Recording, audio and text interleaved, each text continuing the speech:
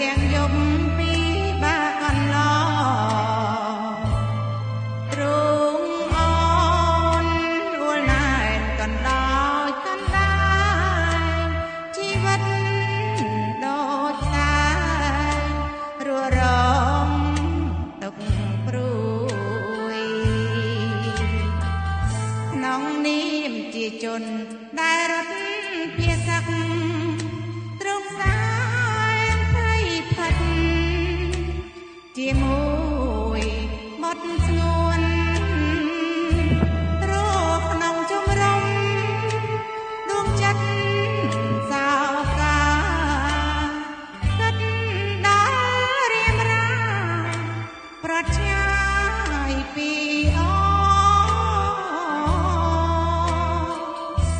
ទូរស័ព្ទមិនចូលអូនសាយបារម្ភពីប្តីសំឡាញ់ពីប្តីសំឡាញ់ដែលនៅជួរមុខអូនព្រួយអូនចាំដំណឹងសុខទុក្ខពីសមរភូមិសុខទុក្ខយ៉ាងណា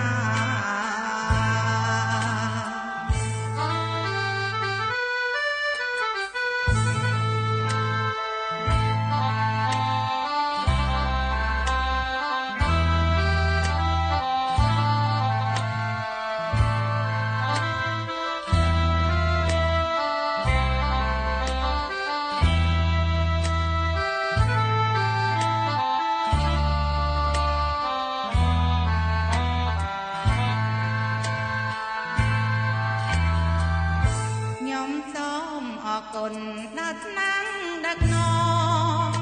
លោកបានថែទាំបីបាច់រាំងសាជួយឧបត្ថម្